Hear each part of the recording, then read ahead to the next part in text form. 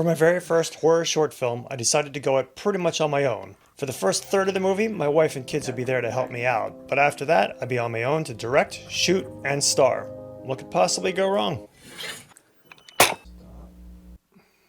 No! Okay, here we go again.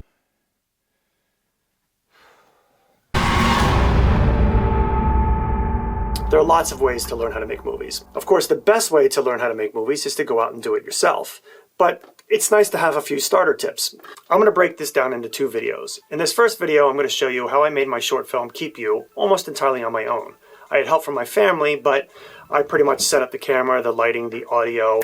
I acted in it. I had camera motion in scenes that I was acting in while filming alone, and then of course I edited it. I'm also going to show you my storyboarding process and the pre-shoot that I did, both of which were vital in the making of this film. In part 2, I'm going to tell you what I think I got right about the movie and also ultimately what I think I got wrong with the movie. And between the 2 videos, hopefully they'll help you learn something and become a better filmmaker and storyteller yourself. So, let's dig in.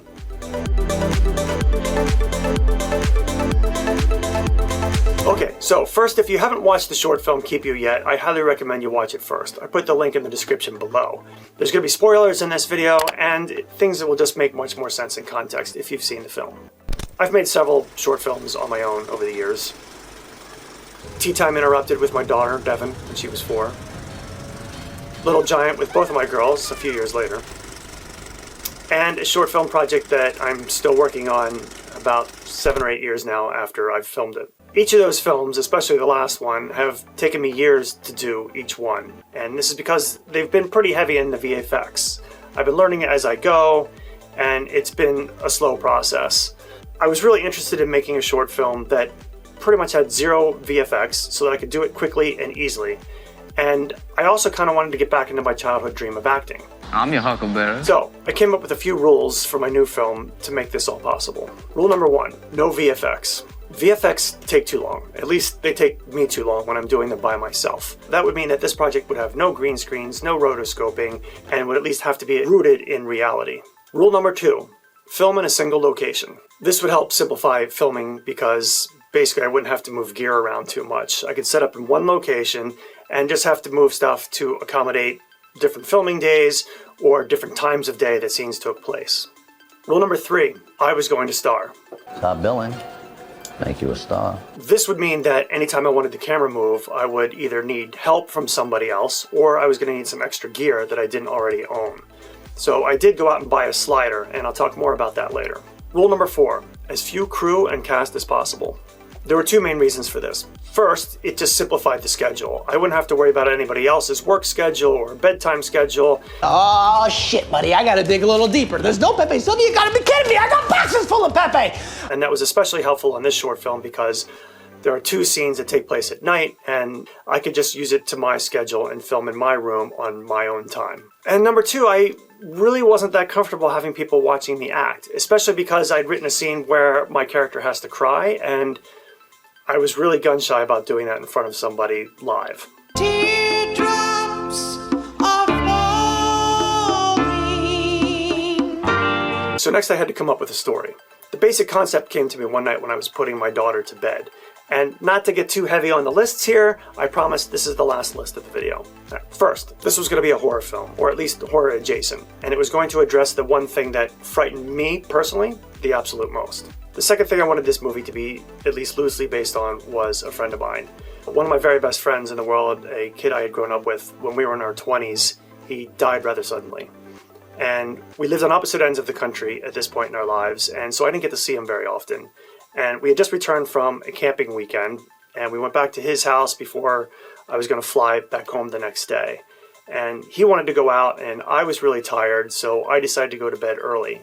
And the next day, he got up and he drove me to the airport, hung out with me back in the days when you could do that, and then I never saw him again after that. And the realization that I'd passed up those few extra hours of getting to hang out with him were really hard. And they kind of traumatized me for a long time. And so I wanted to tell a story, something about that. And like I said, it's loosely based on that for this film, but I really wanted to explore how we choose to spend our time. And is there a best way or a right way to spend our time? The last part of the concept for my short film, Keep You, came from another film, a feature film called Buried, starring Ryan Reynolds. I need $1 million by 9 o'clock tonight, or I'll be left to die in this coffin. If you've never seen a film, I'm not going to spoil it here, but the entire film takes place in a coffin. The whole movie is very tense, and you're led to believe something about Ryan's character that may or may not be true, and then it twists back on itself, and it's really, really well done. I really highly recommend you go seek this movie out and watch it. But I kind of got the idea from that. And again, I don't want to spoil anything for that movie, so I'm not going to say too much. But I wanted you to feel a certain way about the main character, and then I wanted to turn that on its head a little bit. Tell you the story of right hand, left hand. It's a tale of good and evil. And I had a much shorter time frame to do it in than a feature film, but it's kind of hard to do no matter what. And I'll explore a lot of that in the second video of what I think I got right and what I think I got wrong. But I think it's important for character development, even in a short film, to kind of have an expectation and then turn it on its head a little bit and explore where that can go. Because I was going to be acting in the movie and shooting it, I really needed to have a previs of what things were going to look like. Normally on a short film like this, I go into it with just the shot list, my wides, my tights, my close-ups, but the storyboarding allowed me to virtually move the camera around the actors beforehand and get an idea of everything. So I've done that on a couple short films now. I don't do it a lot, but it was super helpful on this movie. I didn't want to show up on the day of shooting and try to figure out camera angles with my daughter standing in. Having an idea and going through it first with a storyboard was so helpful, I can't even tell you. Even if you don't have software and you're just sketching ideas of kind of camera angles and placement and what you're going to see, it's super helpful. Before storyboarding in the software, of course, I had to go and measure out my room to get the right dimensions, and I did the furniture and everything, and this did take some extra time. And remember, I'm trying to make this short film much faster than I've made my previous short films, but I think the time that it took for the storyboarding process really saved me time on the shoot days. Once I had storyboards that I liked, I did a pre-video test shoot. And I've never done this before, but having done it now, I can't imagine not doing it. Basically, I shot the entire film on my cell phone. I didn't worry about the lighting or the audio too much. I just wanted to make sure I had the frame, and I used my storyboards as a guide, and where they didn't work so well, I just adjusted in the room at the time. I had my two daughters helping me shoot it. I had my older daughter stand in, and then I'd turn it around and have her film some shots, and we could adjust really quickly because we didn't have to worry about tripods or light stands or extension cords around the floor or anything like that. We just moved with the cell phone and went with the script. I really just wanted to see how the movie would play out and see if it would work in the edit before I bothered bringing in all that gear and shooting it more professionally and going through an edit, because nobody wants to go that far and then discover that it didn't work. And especially, this was my first horror film. I was gonna have a jump scare in it, and so I wanted to make sure that I could make those things work before I put in too much effort. You might ask, why would I bother storyboarding if I was just gonna go and do a previs shoot with my phone? And remember, I'm trying to do this as quickly and efficiently as I can. And my daughters were there to help me shoot it with my cell phone, but I didn't want to waste too much of their time, and they get bored. And can you do one more? And then we'll get a popsicle, okay? I wanted to have an idea going into that of what to use. And so in the end, I ended up shooting the whole thing on my phone, as I said, and then I edited the whole thing. I even put in sound effects and music. I made it as professionally done as possible, having shot it on a handheld cell phone with poor lighting and poor audio. And it came out pretty good.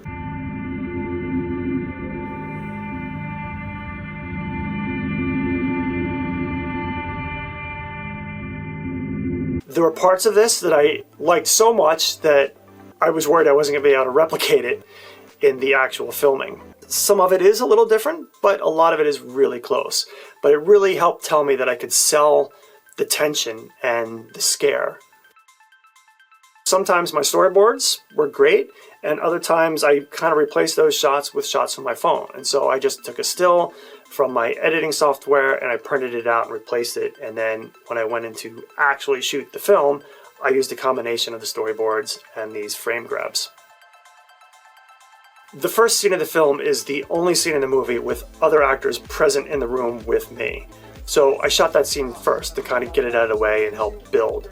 I actually ended up shooting the whole film in sequential order, which really didn't make sense since scenes 1 and 4 were during the day and 2 and 3 were at night. But because I had to move the gear around my room each night so my wife and I could go to bed, it really didn't make that much of a difference anyway. As I mentioned before, I decided that the entire film would take place in one location, and I picked my bedroom, and I kind of made a rule for myself that this meant that the camera would never leave the room. I do have other actors in the movie that are outside the bedroom, but we never see them. We just hear them or catch a glimpse of some motion of a door downstairs. I also had one shot where I broke that rule a little bit by taking the camera and put it in the bathroom. I did a scene where I'm talking to my daughter, and my primary camera, my GH4, was filming over a river's shoulder and filming me. So that camera was in the bedroom. The camera that broke the rule was my GH3 that I put over my shoulder to film river.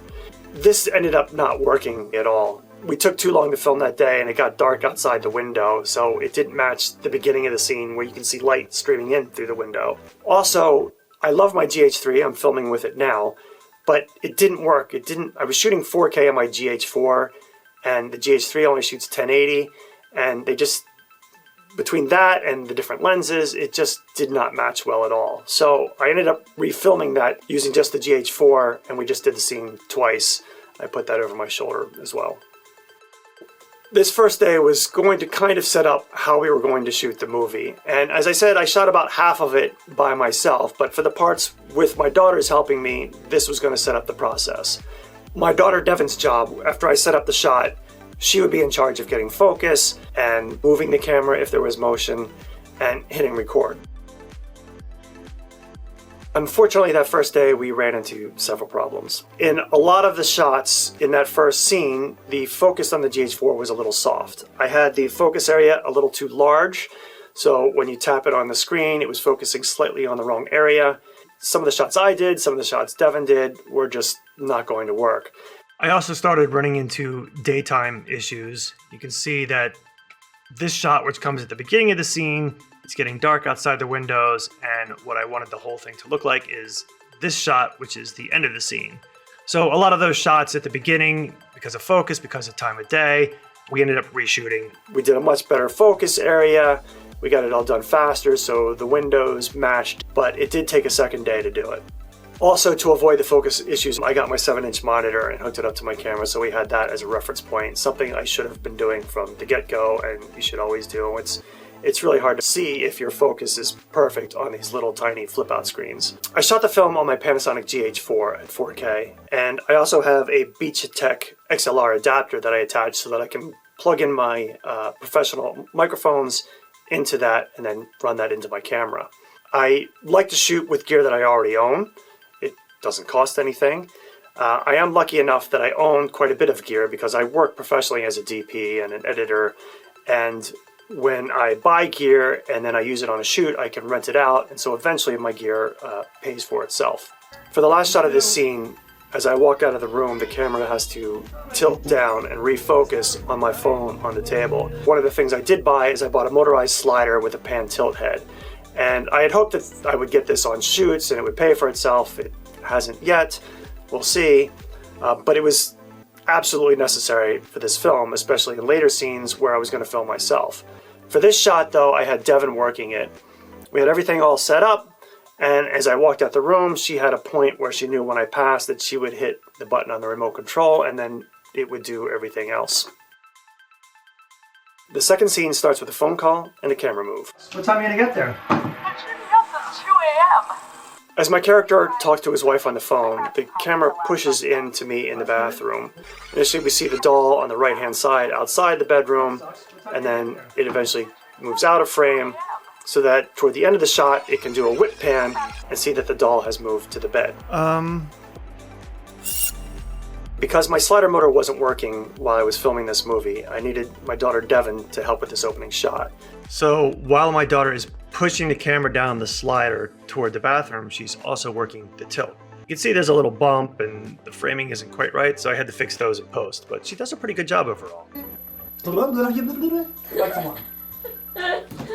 Now, while the motor on the slider itself wasn't working, the motor on the pan tilt head was working. So technically I could have used that to control the tilt and change it while Devin was pushing in, but I needed the timing to work out perfectly so that she could activate it so that when she gets to the end of the move, the camera would pan to the left to see the doll in the bed. Now, of course, the doll's not in the bed on the initial take, it's in the loft. So we just have it do a slow, controlled pan over to the empty bed. Then we cut, we moved the doll over, we left the camera in the same place, and we repeated the exact same motion with the pan tilt motor to pan over to see the doll in the bed. And then I just sped the entire thing and blended the two shots in post. Yeah? Also, if you remember, I said I wanted to do no VFX on this short, but there were a couple little things I needed to cover up and fix and improve on. And one of those was, you'll notice on the top of the door here, we have some boom mic shadows. So I had to map those out and track it with the shot to get rid of those. The next problem came with audio. My wife was being recorded on a separate microphone rather than actually through my telephone in the scene. So she's positioned across the room on her own mic while I'm in the bathroom with my own mic. And I thought this would be easier because then we'd be able to see each other and just do the direction easier and work off of each other. But the problem came that there was a slight buzz in her microphone that we didn't notice on the day of recording. Right, I'll call if I get sleepy. So in post-production, I had to go and filter that audio out. It's always better to get a clean recording. I could have just recorded my wife calling over the phone, but you want to try to get a clean recording, and it's always easier to add mud to your audio or to make it sound like she's calling over the phone rather than having to clean up audio in post. Unfortunately, because with a buzz, I had to do both. I had to clean the buzz out and then add filters on it to sound like she was calling me over my phone.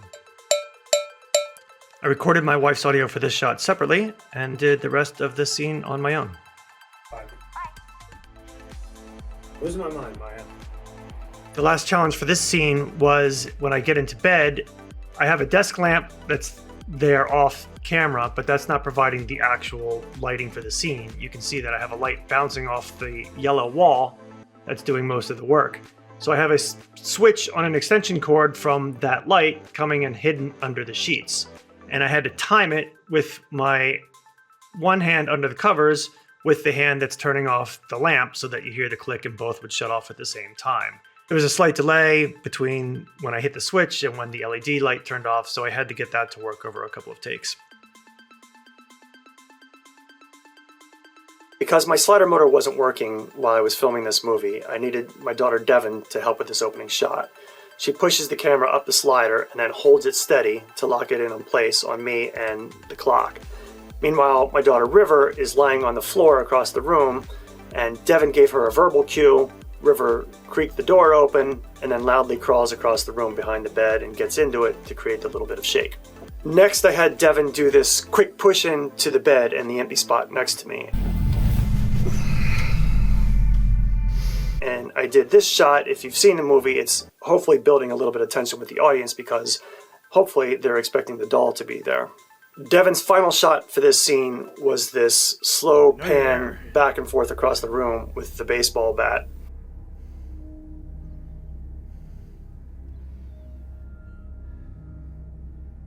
This super wide shot with these very slow push in and then pull back out was all done digitally in post.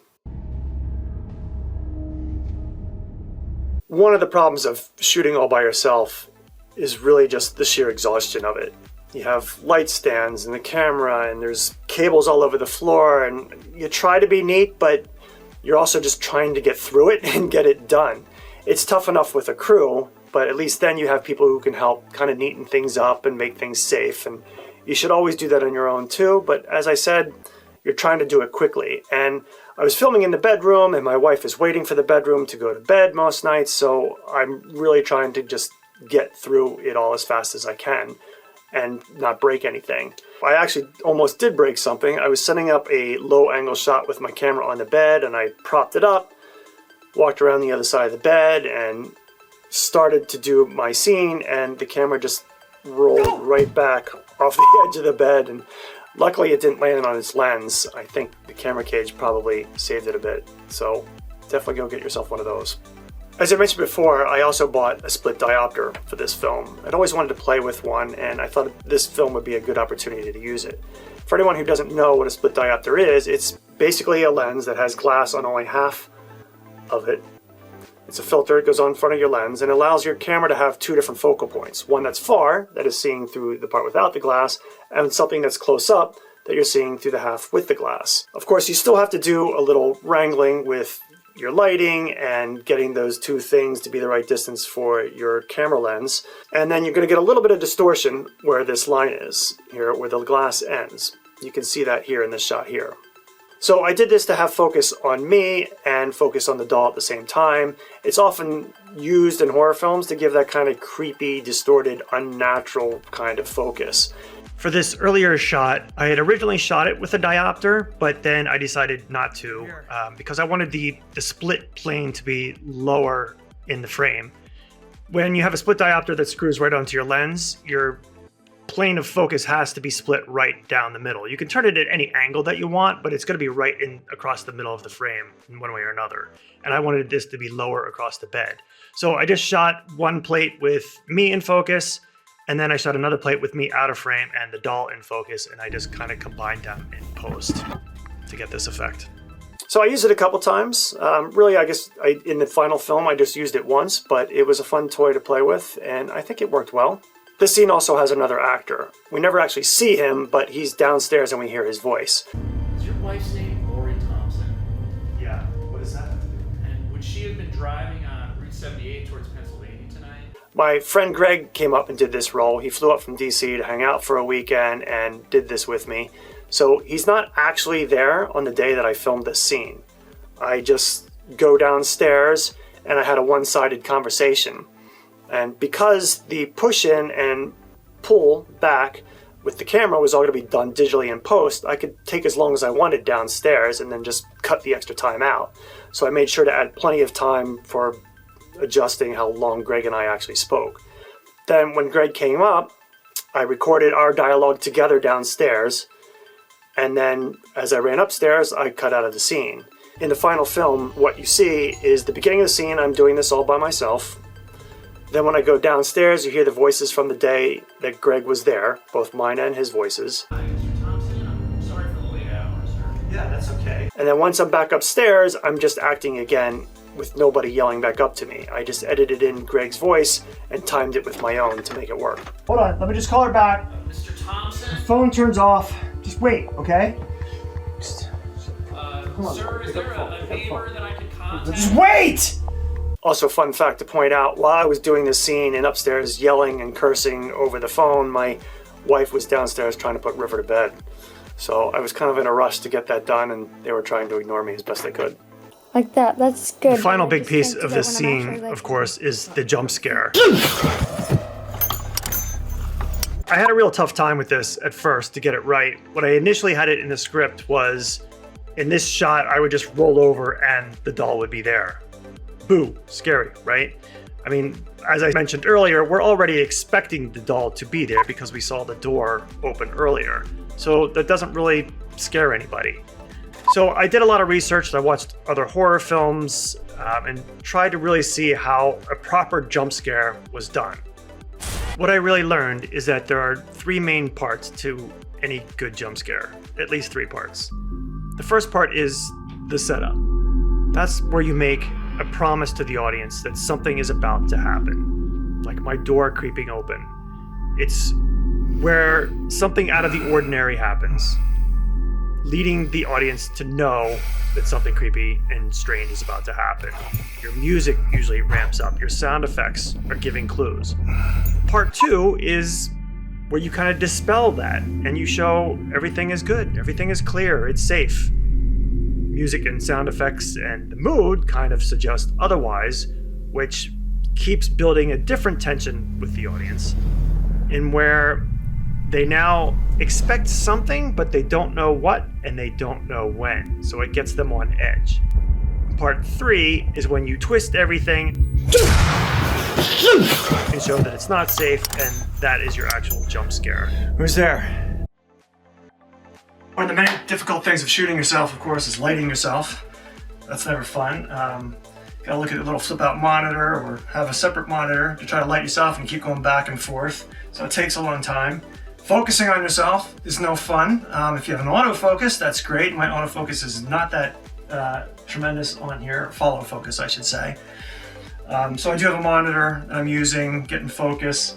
The other big challenge for this scene was, you can see in this shot as I walk across the room or I step up to the picture, the camera pans and tilts with me and does a focus rack.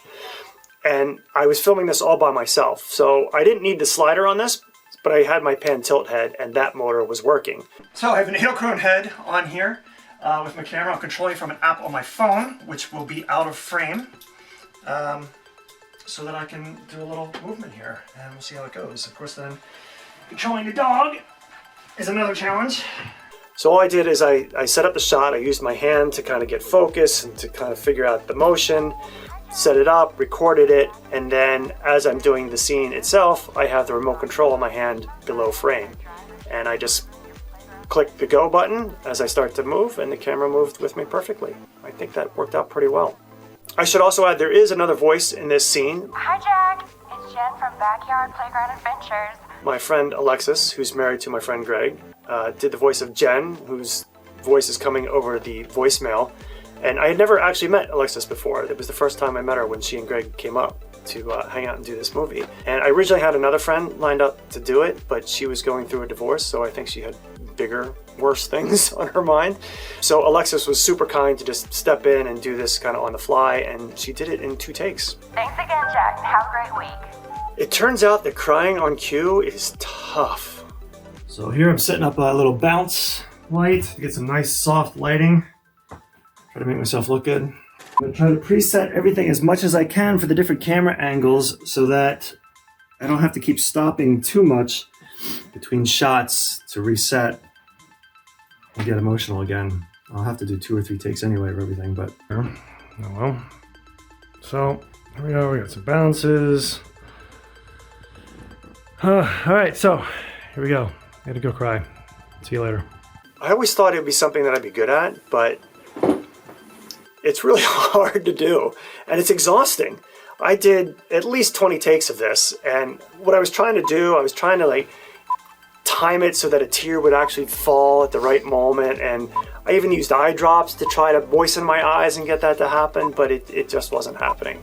I did make myself cry, but no tears fell. But it was exhausting, and I'm glad that I did it without somebody else there. I don't know if I could have done it at all then, but I have to be honest, I don't know that I'm going to write any crying scenes for any of my own characters anytime soon. For the final shot, I had another challenge because, again, I was doing this entire scene by myself. And as I'm crying over the doll, at the very end, you can see that the door closes while I'm still in frame. But because I had nobody around, my kids were at school, my wife was at work, I was going to have to do both. All I did was make sure when I was filming that I was going to be on one half of the frame and completely clear of the door. I acted out my whole scene, and then when I figured I had cried enough, I got down on the floor below the bed, crawled, and just slowly shut the door. And then in post, I stitched the 2 halves of the shot together. I just had to be super careful that when I was acting, that not only did I clear the door in the shot, but that I wasn't putting too much weight on the doll or the bed so that the camera moved at all. I had to have it perfectly still so it would match while I was crying and while the door was opening so that it would stitch together seamlessly. This shot looks a little bit like a slider move, but it's all the pan tilt head. I just took the camera on a tripod, put it next to me on the bed, and weighted the hell out of it with sandbags so that it wouldn't move at all as the camera moved. The phone was blank and turned off. So that was another VFX shot that I ended up having to do. I had to track that and put in the glitch effect and everything with my daughter's phone call. And then as the camera comes around to the doll, my wife was there to help me out. She has her hand up over the covers and she was watching on a monitor so that when the camera gets to the doll, she just quickly sits it up. And in post-production, I ended up cutting 6 frames or so when it starts to move, because there's a little bit of velocity change there. When it starts to move, it gets faster, and I wanted to jump and be more creepy and eerie. So those first 6 or so frames of when it starts to move was too slow. I just skipped them and cut them out. All of the music that I used in this film, I downloaded for free from YouTube Music. The sound effects were all stuff that I already owned or could find for free online. And I really recommend to filmmakers starting out, especially YouTube Music. I have no affiliation with them whatsoever, but they have so much great music that you can use free in your projects. If you have a general idea of what you want, you can put in the search parameters and find a lot of really good stuff that fits the mood that you're looking for. I even found things that I liked that I downloaded for use in future projects. So I highly recommend trying that route at least. In post-production, I added LUTs to all of my scenes, sometimes even doubling 2 LUTs on top of each other and dialing them in to get them right. And I did this to get the colors that I was looking for, especially in the night scenes. And that's pretty much how I made a movie, mostly by myself. As you've seen, I did have help on it when I needed it most. Could I make a movie completely on my own? At this point, I think I could. Will I? I guess that depends if I make any filmmaking friends or not. If you enjoyed this video, I hope you'll check out part 2, where I break down the story of the film and what I think I got right with it, and ultimately what I think I got wrong. And I do this to learn from it myself, as you should from all of your projects, and also to help other filmmakers improve their storytelling. If you enjoyed this video, please be sure to give us a thumbs up, give us a follow, leave us a comment. If you've ever made a short film or a project on your own or with a minimal crew, I'd love to hear about it. I'd love to watch it. So be sure to leave that in the comments as well. Thanks for watching. Keep working at your filmmaking skills. Cheers.